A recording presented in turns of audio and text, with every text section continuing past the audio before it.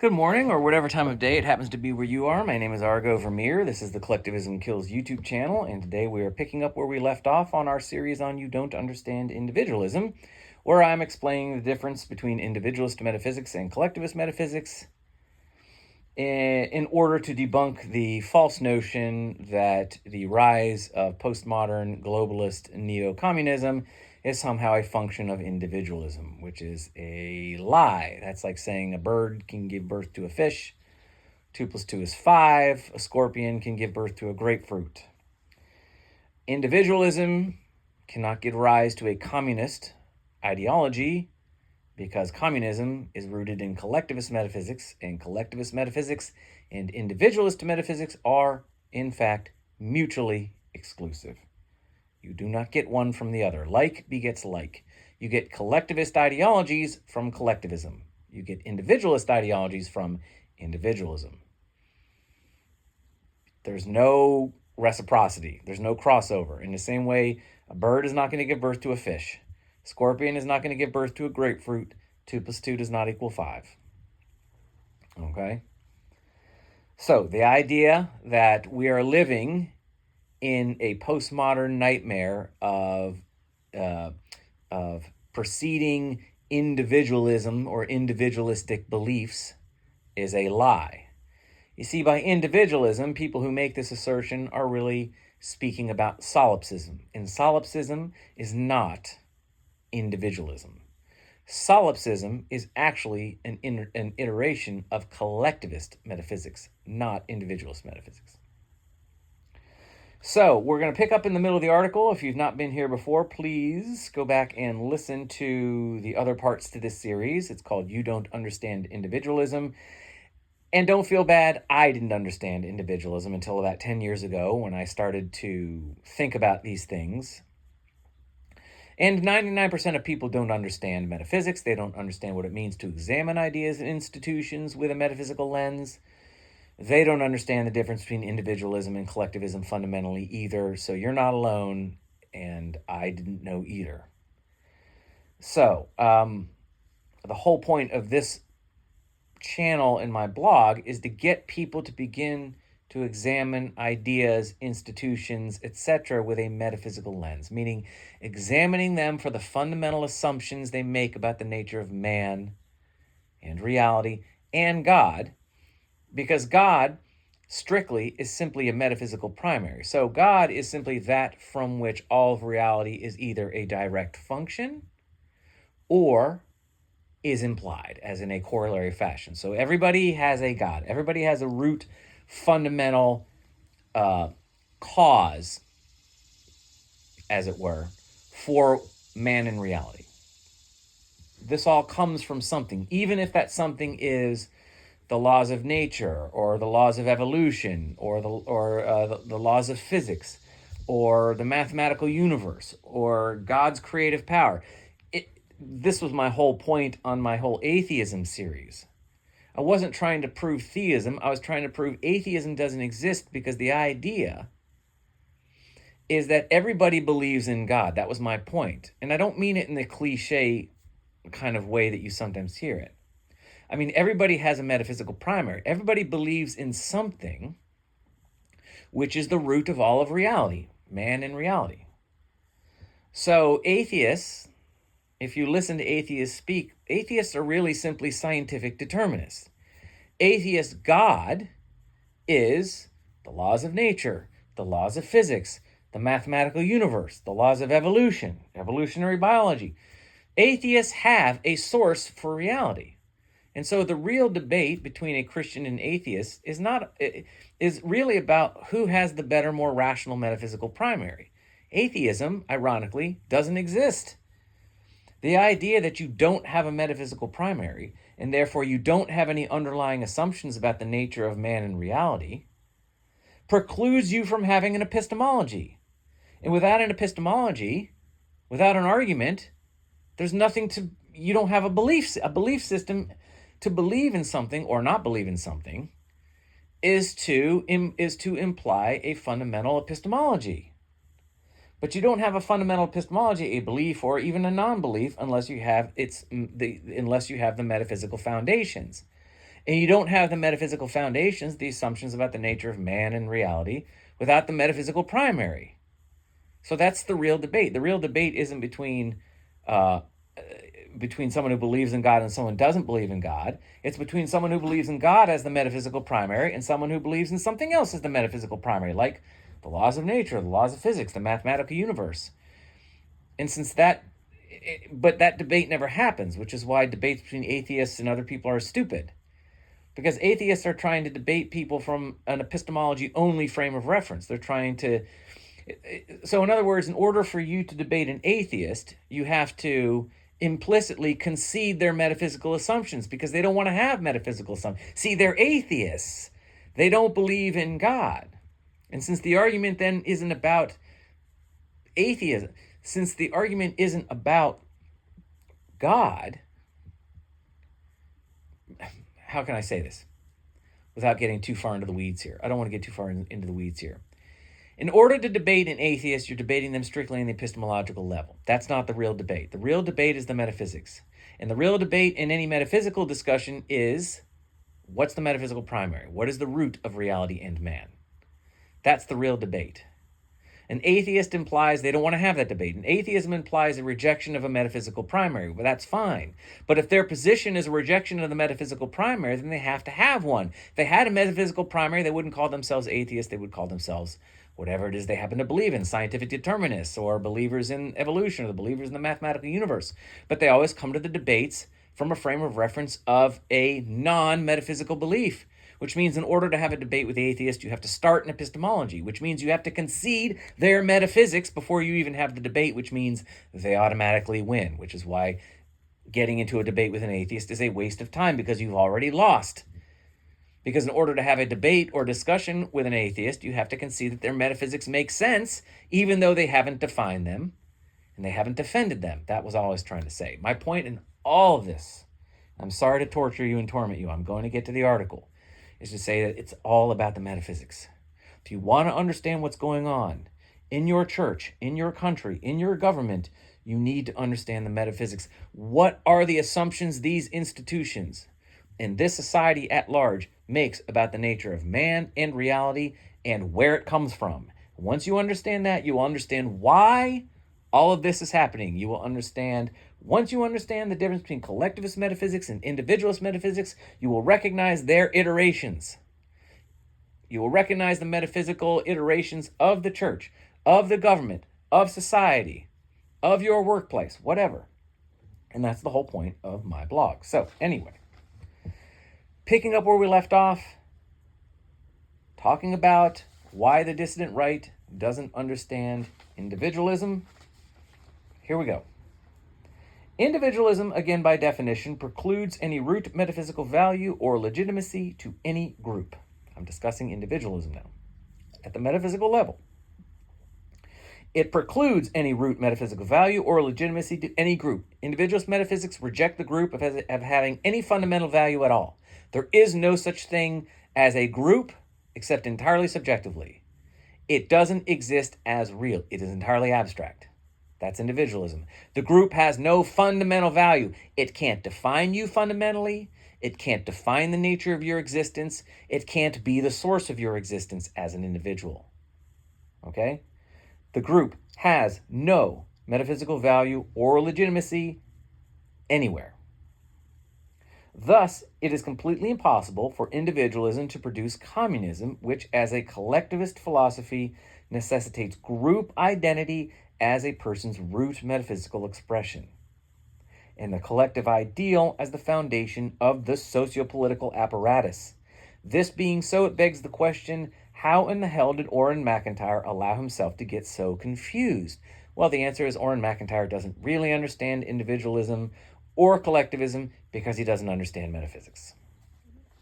And he's not alone. 99% of people, if not more, do not understand metaphysics. I guarantee you the vast majority, if not all of your political leaders, do not understand the assumptions which they hold and by which they govern the nation. It's just a fact. I'm sorry, it's just a fact. So again, it all goes back to the confusion and conflation of solipsism with individualism. Yeah, see, when people like Orrin McIntyre, people on the right, people blame the problems in society on individualism, we're just all so selfish. It's all about us.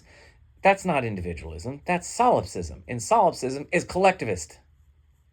Solipsism just makes the collective ideal, the group identity to which all human beings must be a function of and a manifestation of. Solipsism just says it's me. I'm the collective ideal. I'm the only thing I can know to exist. I'm the only thing that's real. Therefore, in order for anybody else to be real, they have to be a function of me, my will, my desires. That's solipsism. That's collectivism. There's no existential value reciprocity between individuals in solipsism. There's no loving my neighbor as much. There's no I as an individual have fundamental metaphysical and existential value, therefore you must also as an individual. There's none of that in solipsism. It's I'm the only individual that's real, and therefore all other people, if they want to be real, must be manifestations of me. I'm the group identity. That's solipsism. That's what these people like Orrin McIntyre on the Dissonant Right, conflate and confuse with individualism. That's not individualism. Individualism says, I'm an individual, and so are you. I exist because of my own ability to be me, and you exist because of your ability to be you. What ties us and binds us together in this corollary metaphysical and equal metaphysical value relationship is our shared ability to exist as what? As ourselves. Ability is the only metaphysical primary of individualism, because ability is the only metaphysical primary that implies a plurality of existence. Ability implies distinct objects which exist. Ability implies individuals, two or more people, persons, each with equal existential and metaphysical value. They are both expressions of their ability to exist as themselves. So ability implies a rational plurality. It is not solipsistic. Ability implies action. Action implies relativity. And relativity implies plurality. That's how that metaphysical corollary goes in individualism. Ability, capital A, is your metaphysical primary. That's God. Ability implies action. Action implies relativity. And relativity implies plurality. Plurality implies reference. Reference implies the self. Self implies conceptualization. Conceptualization implies language. Language implies communication. And communication implies other selves, others. So if you follow the metaphysical corollary, the individualist metaphysical corollary from ability all the way through to oneself and other selves, you can see the corollary metaphysical relationship between myself and yourself, me and my neighbor, and our equal existential worth as ourselves. Therefore, individualism is not solipsistic. You see? My neighbor is not an expression of me. It's an expression of ability. He is an expression of his ability to exist. It is ability which implies the corollary relationship between myself and my neighbor, other selves.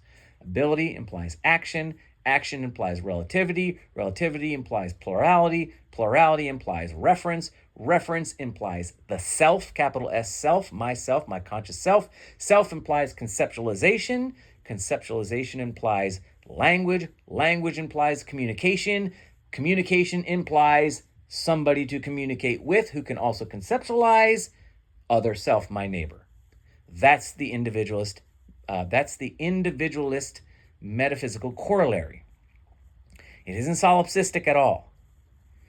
In order for me to be a valid, rational individual, I must acknowledge your also existence as a individual.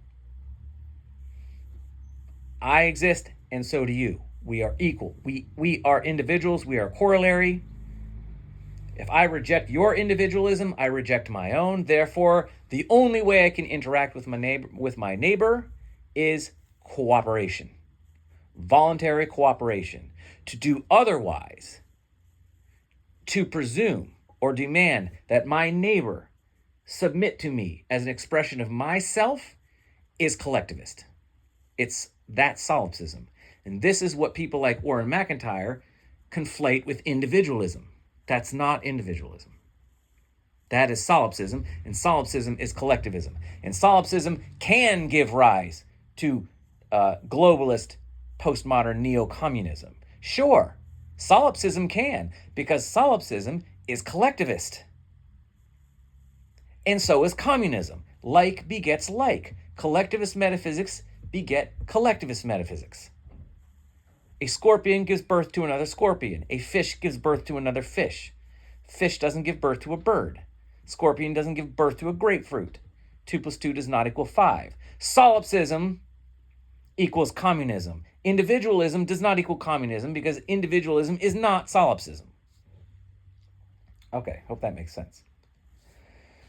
So, again, it all goes back to the confusion and conflation of solipsism with individualism. He, Oren, thinks that anyone claiming to be an individualist is asserting that he, the individualist, is the only thing that actually exists. In other words, all things, and especially all other people, are illegitimate expressions of reality unless and until they are made to serve or become an extension of oneself. That's solipsism, which is, again, is not individualism. So Oren's individualism, quote unquote, is really just narcissism philosophized. One's self is the metaphysical root, and all else, quote unquote, is simply a direct function and direct expression of self, quote unquote. And what has happened, Oren thinks, is that classical liberalism, rooted in Enlightenment philosophy, materializing in a government that exists to promote the individual, has created a generation of narcissistic citizens living in a solipsistic society, creating a culture of moral relativism, producing rank degeneracy, and thus producing the fertile soil in which to grow leftist political opportunists who exploit the social instability and manipulate the people into atomized, deracinated masses existing purely to serve the hedonistic whims of the ruling communist class. Sorry, I'm a big fan of run-on sentences in my writing, so apologies. So you see, to Oren, individualism equals, this is the equation, individualism equals classical liberalism, by which he means libertarianism, equals moral relativism, by which he means hedonism, degeneracy, and irreligion, equals national and social disintegration, equals communism. So again, Oren's, or his, equation is that individualism equals classical liberalism, equals moral relativism, equals national and social disintegration, and this equals communism. That's his equation.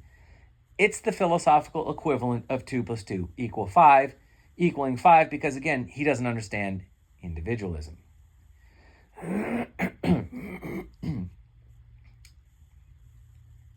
You see, Oren doesn't see what should be obvious to any political philosopher asserting himself as among the intellectual class, that his, either explicitly or implicitly, that his definition of individualism isn't actually individualism at all, excuse me, but is in fact collectivism.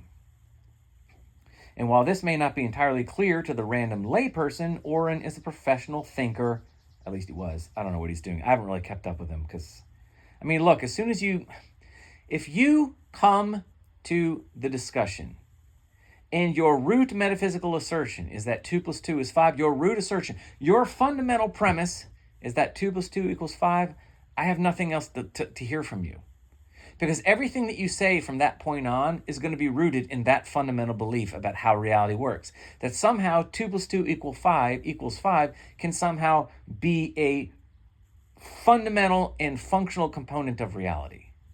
Individualism can give birth to global communism. If that is an assumption or a premise you hold, I really have no interest in anything you have to say, because your interpretive lens for reality is skewed. You're looking through a kaleidoscope. Nothing you say really is fundamentally going to make sense. So my point is, I haven't been keeping up on Oren because I don't care. That is a metaphysical premise, and that premise of his is a lie. Therefore, it doesn't even matter if he's right about some ancillary topic. Fundamentally, he's not going to have a solution to my problem. So if I have a problem with the way the society is being run, and the government, the political class, and the ruling class, and the authority, he doesn't have any solutions. His political solutions are going to be rooted in his false, irrational, metaphysical assumptions. Therefore, even if he's right about some other issue, and he may even have kind of a fun or a unique or a creative take on something, that's fine. But he doesn't have anything real to offer me. It's like, the guy selling me candy on the corner may make the best damn candy in the world. It might be great candy. But if I'm looking for something that's going to nourish me and keep me alive and healthy, I'm not going to go to the candy guy. That's just something I might do when I have time and, and don't have anything else better to do. I might go get a piece of candy. But, Oren is candy. It's like, well, he might have some funny and some interesting and creative takes on something. But there's nothing really fundamentally nourishing about what Oren thinks or the dissident right thinks. So I'm not going to spend any time there. I mean, maybe on a whim here and there, if I'm bored and I want to be, want my interest piqued, or I just want to be distracted, I might go to a dissident video. But there's just so much else to look at. It's not really worth my time.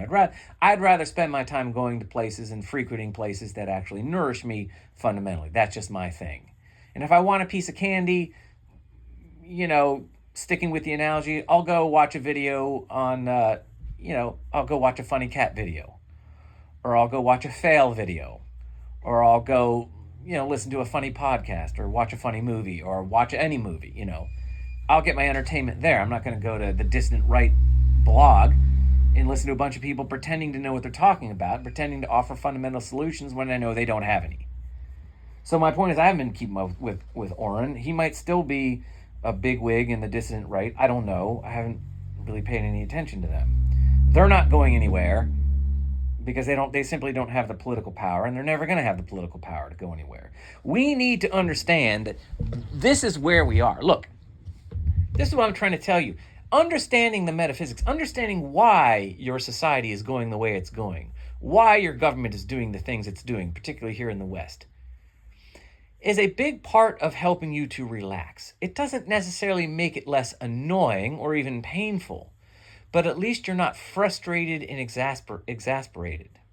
And you understand that when the opportunity arises, you can do something about it. In other words, you can, where you can, move bad assumptions, where you can substitute bad assumptions with good assumptions, for example, in your life. You can begin to take proactive steps to, look, you're not going to fix the West. You're not going to fix America. It's done. There is no way that anybody, in my opinion, this is how it is in this country. This is how it is in America and in the West. There is no way any other group or any other people, any other ideologies are going to be able to take the reins of political power and steer this ship in a different direction. It's not going to happen. And fundamentally, it would be redundant anyway, because any iteration of government is going to be a collectivist, which means it's going to lead you right back here anyway. The whole point in trying to speak on the metaphysical level is try to get people to substitute collectivist metaphysical assumptions with individualist metaphysical assumptions. And individualist metaphysical assumptions, and I know people don't want to hear this, they lead only to one political conclusion, and that is a categorically voluntarist society. You're going to have small societies, small, high-trust, non-governed, cooperative societies.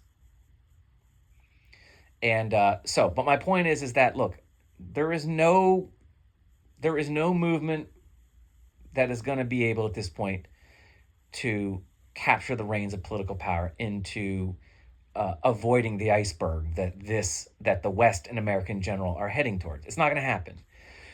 But if you know why it's happening, you know the assumptions which are underwriting the chaos, you can have better assumptions, and you can start to apply those in your life. You say, well, I'm not going to change society or the government. That's not going to happen, but I can change me. I can look at me as an individual. And I know there's things I can do and things I should do.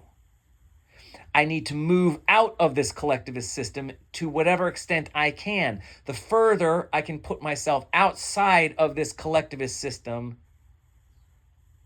the less potent and destructive the impact will be for me when this thing finally hits the iceberg, when the train hits the side of the mountain. So, that's the whole point here, is once you understand the metaphysical assumptions, you can begin to define yourself, you can define your values rationally, relevantly, efficaciously, and you can begin to lead and live a life that's going to be ultimately better and safer for you, even in the midst of this collectivist chaos we find ourselves in, which does not have a political solution, I'm afraid. And so, instead of getting worked up and angry and vexed when you hear X, Y, or Z on the news that distresses you and gets you worked up and you don't understand and it seems crazy, how can people do this? This is insane. You can go, you know what? Yeah, of course it's going to go this way. Of course you're going to have gay porn shoots in Congress. Of course you're going to hear things about, interns and other public officials in the halls of Congress having gay sex orgies. I mean,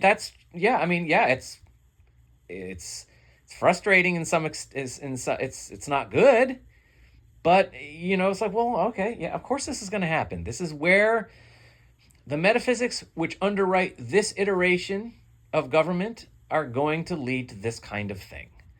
And so you can go, yeah, well, yeah, okay, shrug. Of course that's going to happen. I'm not going to lose sleep over it. It's to be expected. It's to be expected that this kind of thing is going to happen. We have no border. I've said in the United States, we have no border. This is a country without a border. It's so hilarious. We're talking about an election for the president of the United States of America, as though the United States of America is something. It has no objective geopolitical boundary. The president is a lie because the country is a lie because the country has no border. So you look at something like that and you're like, this is so frustrating and I don't understand it and blah, blah, blah. I get so exasperated and I'm so vexed and I'm so beside myself. But once you understand the assumptions, once you understand the collectivist assumptions that underwrite this government and this iteration of government, you go, well, of course, this is the way it is.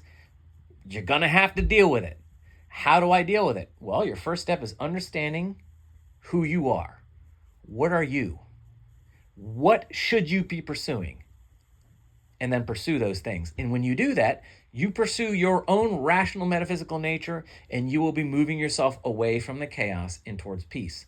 I'm not promising you a complete hedge against the chaos, but I'm saying once you know the metaphysical differences, once you understand the metaphysics of individualism versus collectivism, and you understand that individualism is proper and right and rational, and you pursue those metaphysics, you will, by virtue of that alone, move yourself away from the chaos existentially, physically, spiritually, cognitively, emotionally, and you will find more peace, even in the midst of all of this. Okay? So I hope that makes sense. All right.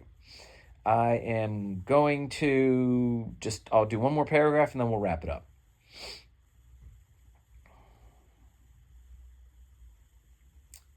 All right, now if you've read any of the dozens, perhaps hundreds of my articles on this blog, my blog is unreformingtheology.com, you will know that I have explained what collectivism is many, many times, but here it is again in a nutshell. And I don't really tire of writing it because it is so important.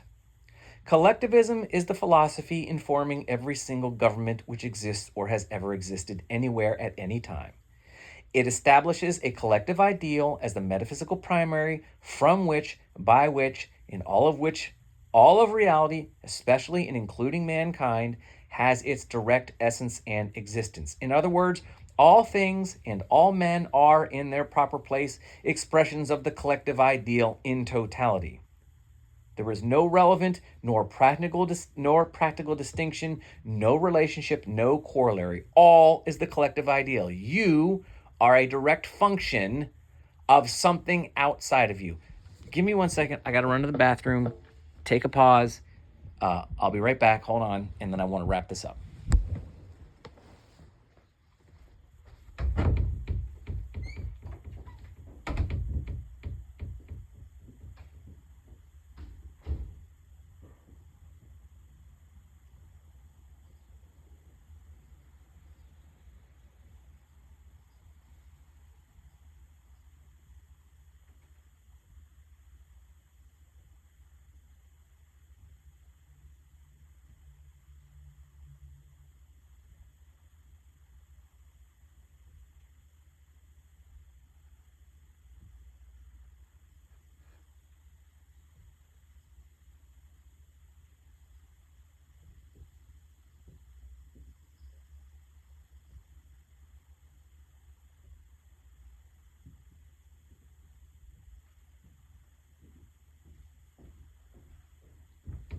Okay, I'm back, and we'll wrap this up, and we'll pick up with it next time. But all right, so to wrap this up, this session up, or this installment up. So the fundamental, most basic difference between collectivist and individualist metaphysics is this: collectivism says that you, qua you yourself as an individual, are a direct function of something else, a direct function of something outside of you. You are not you. There is no distinction. Fundamentally, there is no distinction. There's no divorce. There is no separation. There is no space between you and that which creates you. You are a direct function outside. You are a direct function. Your existence is a direct expression of something outside of you. Individualism says you are an expression of yourself.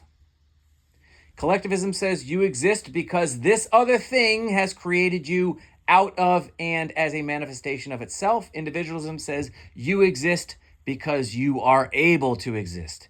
You don't exist because your parents procreated or because the laws of evolution said this, that, and the other thing. You exist because you are able to exist as what? As yourself. You are an expression of your own ability to be you. You exist qua you, yourself qua self. That's individualism. Collectivism says you are a function of something outside of you. Fundamentally, there is no distinction. You are an expression of not you, which means you fundamentally are an illusion at best.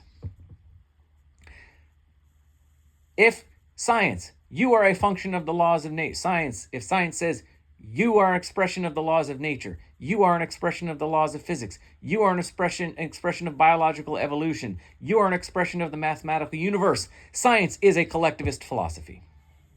That's collectivism. You are a function of something outside of you. That's collectivism.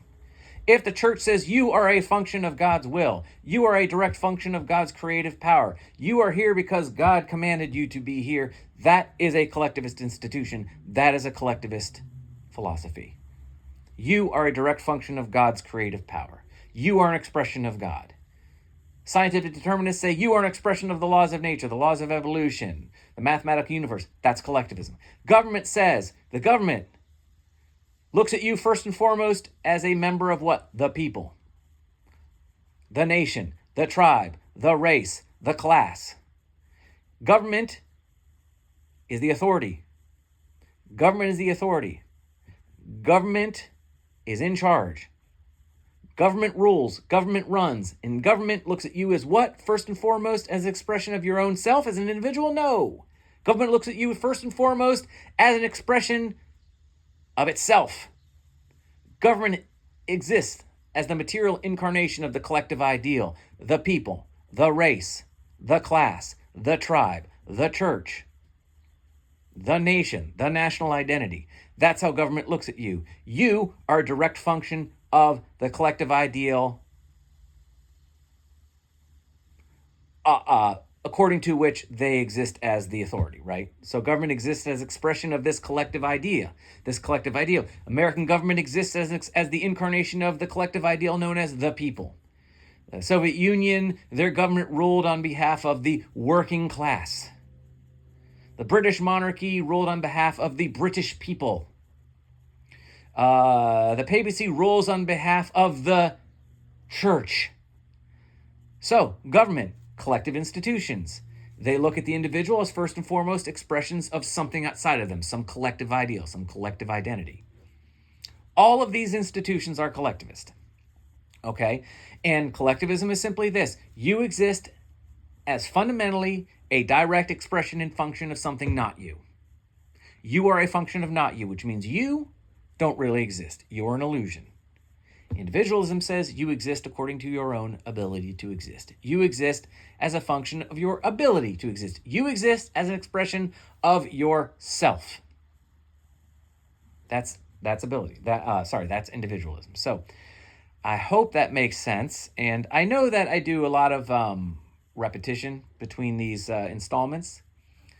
And I understand that. And that's a problem. I probably do need to just move on. But, it's important. And I don't think you can hear this enough times because you don't hear this really anywhere else. I don't think. I think that's the value. I think the value of this channel and my blog is that I do something that, as far as I can tell, very few, if anybody, does anywhere, which is to examine all ideas in institutions and even one's own existence through a metaphysical lens. The assumptions we make about the nature of man, reality, and God, or our metaphysical primary, and then determine whether or not those assumptions are rationally consistent or are they irrational. Do they contradict or are they conceptually consistent? Do they require cognitive dissonance? Do they require some kind of blind faith? Or can they be explained from premise to conclusion with perfect rational consistency and no contradiction? That's how you can tell the difference between a legitimate institution or idea and an illegitimate one. So, by examining what? The metaphysics. The assumptions they make about the nature of man, reality, and God, and whether or not those assumptions are, in fact, intrinsically, rationally consistent. So, I think that's all I have to say for today. I think I will call it quits for now. I hope everybody's well. Thank you for anybody who happens to be listening, for the handful of you that come by and listen. I really appreciate you being here. All the best. And I will talk at you later, hopefully sooner rather than later. All right, everybody, take care. Have a great day. Bye.